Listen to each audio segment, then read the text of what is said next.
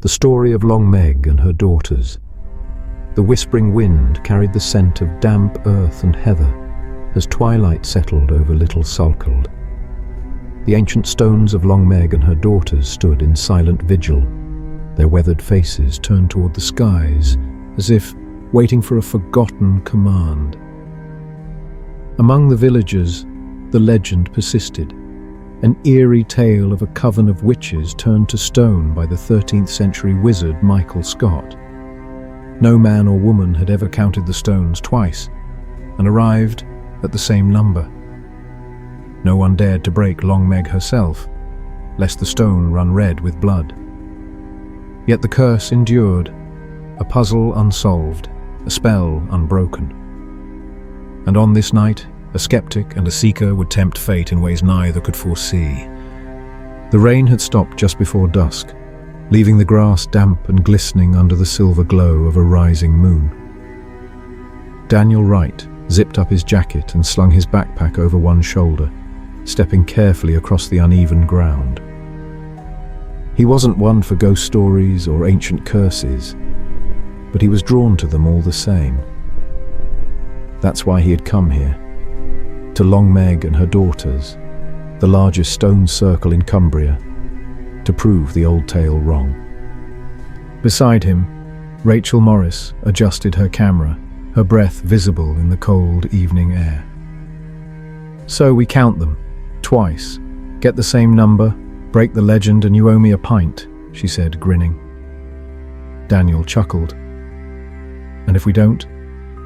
Then maybe, just maybe, we admit there's something we don't understand." Rachel was a believer. Always had been. She'd spent years chasing folklore, hunting down lost tales for her blog. Daniel, on the other hand, had built a reputation as a debunker of the supernatural. This was his latest challenge. Count the stones, expose the myth, move on. They started with Long Meg herself, the tallest of the stones, standing apart from the others. Rachel ran her fingers over the spiral carvings on her surface, symbols older than memory. "If she ever breaks," she murmured, "the stone will bleed." Daniel rolled his eyes. "Let's just count." They made their way around the circle, touching each stone as they passed. Daniel kept count in his notebook, whispering numbers under his breath. The stones loomed in the fading light, their shadows stretching across the ground. Rachel counted silently, her fingers tapping each ancient monolith. When they met back at Long Meg, Daniel checked his notes. 69. Rachel's brow furrowed. "I got 72.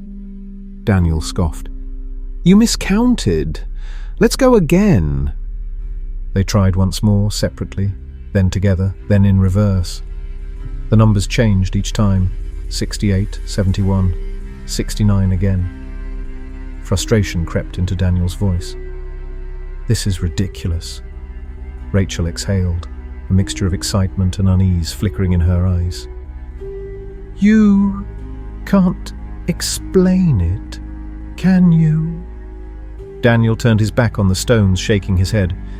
"It's a trick of the landscape, the way they're spaced out, how the eye perceives them, that's all." Rachel didn't answer. She was staring at Long Meg. "Daniel?"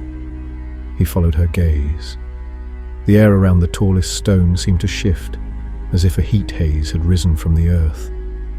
The carvings on her surface pulsed faintly, a shimmer of something ancient awakening. A whisper ran through the trees. Not wind, something else. Words in a language long dead. Rachel grabbed his arm. "What if the legend's true?" "Don't be stupid," he snapped. But his pulse quickened. The ground felt unsteady beneath his feet. Then the first voice rose from the stones. A low, guttural sound, thick with age and anger. A second joined it, then another, until the night itself throbbed with the echo of voices long buried. The circle was no longer empty. Shadows moved between the stones, figures half seen, their eyes glinting like embers. Rachel's breath hitched. "Daniel!" He grabbed her hand. "Run!" They stumbled through the circle, breathless, the air thick with something neither had the words to describe. The stones towered around them, shifting, closing in, no longer lifeless, no longer still. Long Meg loomed ahead, her surface glowing faintly in the moonlight. As they reached her base, Rachel tripped, her hands scraping against the rough stone. A sharp crack split the night, and a thin, dark line appeared along Long Meg's side. Daniel barely had time to react before a deep, wet sound filled the air. Blood seeped from the crack, glistening and dark, pooling at Rachel's hands. The whispering voices grew frantic, turning into a chorus of wails, howls of rage and despair. The shadows between the stones thickened, their forms sharpening. A hand, pale and skeletal, reached toward them from the darkness. Rachel screamed. Daniel yanked her to her feet, and together they fled, crashing through the undergrowth, not daring to look back until they reached the road. Only then did the sounds fade. Only then did the stones fall silent once more. They never spoke of that night, not in full. Rachel deleted the footage from her camera, claiming some things weren't meant to be seen. Daniel left his blog untouched for weeks, unable to write a word about what had happened. But something had changed. Neither could deny it. Long Meg still stood, but the crack remained. A dark vein in the stone, as if the land itself had bled. The legend was no longer just a story. And deep in the circle, beyond the reach of daylight, the shadows still waited. Many thanks for treading this haunted tale's dark path. If its chill gripped you, like, follow, subscribe, and murmur your secrets below. Care to summon more? The coffee link below beckons. Heed its call.